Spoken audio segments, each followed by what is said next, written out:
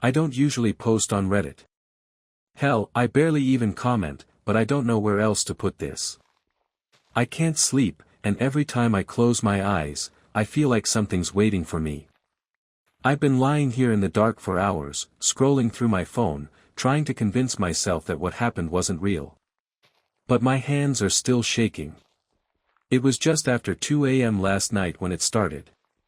The house was quiet, too quiet. I live alone in a small suburban place, one of those neighborhoods where every lawn looks the same and the silence feels suffocating at night. Usually, I can hear cars passing in the distance, or a dog barking somewhere down the street, but last night it was dead silent, like the whole world was holding its breath. Insomnia isn't new for me, but this time it felt different.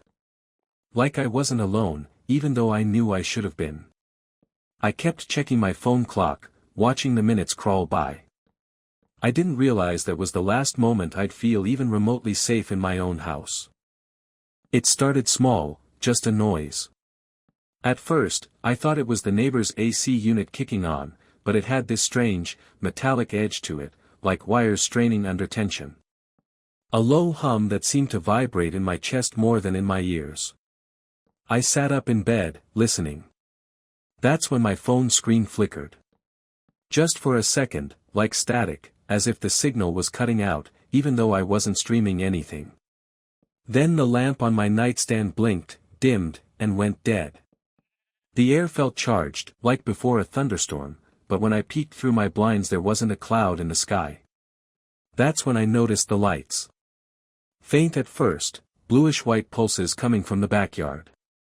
Not steady like a flashlight, not rhythmic like Christmas lights. They flared and dimmed erratically, almost like they were responding to something. I told myself it was just a neighbor messing around, but the nearest house behind me is separated by a tall wooden fence. Nobody should have been back there. And then I heard it, a sound like whispering, but too garbled to be words. My stomach dropped. I crept to the back window, careful not to step on the squeaky floorboard in the hall. My heart was beating so hard I thought it might give me away, even though I didn't know to who. The lights were brighter now, washing the yard in pale blue. And in the middle of it, there was something. Not a craft, not exactly, more like a shimmer, a distortion in the air itself. The way heat makes pavement ripple, but sharper, almost geometric. It was wrong, like looking at a picture that's slightly out of focus no matter how hard you stare. And then I saw the figures. 3 of them. Tall, but not too tall, their outlines just barely visible against the glow. They didn't move like people. Their heads turned too smoothly, their limbs too long in certain angles, as if their bodies were stretching to fit inside human shapes but didn't quite get it right. One of them bent down and pressed something into the dirt. The whispers got louder, overlapping, like a dozen voices speaking over each other in a language my brain kept trying to recognize but couldn't. I should have backed away right then. I should have shut the blinds and locked myself in the bathroom. But I couldn't. I couldn't move at all. That's when one of them stopped. Turned. And I swear its face, or what was supposed to be a face, shifted toward my window. The second its head tilted toward me, the hum in the air spiked. My window pane rattled like a truck had just blown past, but the street outside was empty. I froze, my forehead pressed against the blinds, praying it hadn't actually seen me. Then the others stopped what they were doing. One by one, their heads swiveled until all 3 were facing my house. The whispers died, replaced by a sharp, piercing tone that felt like it was drilling into my skull. I stumbled back, clutching my ears, but the sound wasn't in the room, it was inside me. Every nerve felt like it was buzzing. And then the light shifted. It wasn't just in the yard anymore, it was bleeding through the cracks of my blinds, washing the walls in that unnatural blue glow. My phone lit up on its own, the screen flashing symbols I'd never seen before, like shapes half-formed, melting as fast as they appeared. I tried to run. I swear I did. I got as far as the doorframe before the whole house seemed to tilt, like gravity was pulling me toward the backyard. My legs buckled. I dropped to the floor, crawling, nails scraping across the wood, but I couldn't seem to get away from that light. And in the middle of it, I heard one of them. Not with my ears, in my head. Clear this time. One word, over and over. Scene.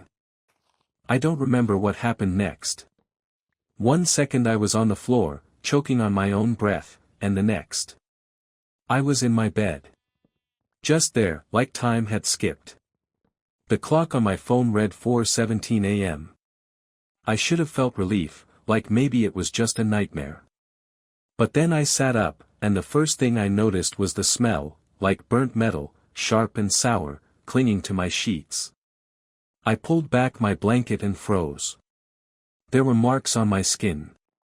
Small, circular welts on my forearms and chest, each one ringed with a faint bruise. They didn't hurt exactly, but they itched deep, under the skin, in a way scratching couldn't reach. My phone was still on the nightstand, but when I opened it, every photo in my gallery was gone. Wiped. Except for one new image, a solid black square with a faint white dot in the middle. I don't remember taking it. I don't even know if it is a photo. I barely slept the rest of the night. Every time I closed my eyes, I saw that shimmer in the yard, that impossible shape bending reality. And underneath it all, I could still hear the echo of that word, gnawing at my brain. Scene. It's been 24 hours, and I still don't know what really happened. I keep telling myself it had to be sleep paralysis, or some kind of psychotic break from too much caffeine and not enough rest. That's the rational explanation. That's what I want to believe. But the marks are still on my skin. I checked them again just now, they're darker, almost like they're sinking inward. And my electronics are acting up. The TV flickers to static when I walk past. My laptop fan spins up out of nowhere, even when it's shut.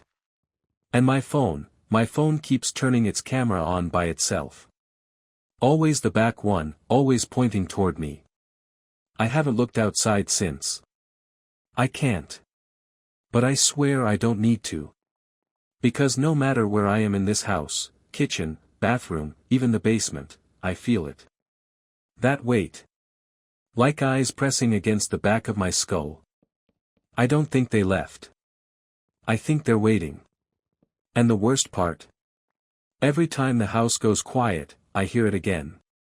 Faint, buried in the hum of the walls, but clear enough that I know I'm not imagining it. Scene.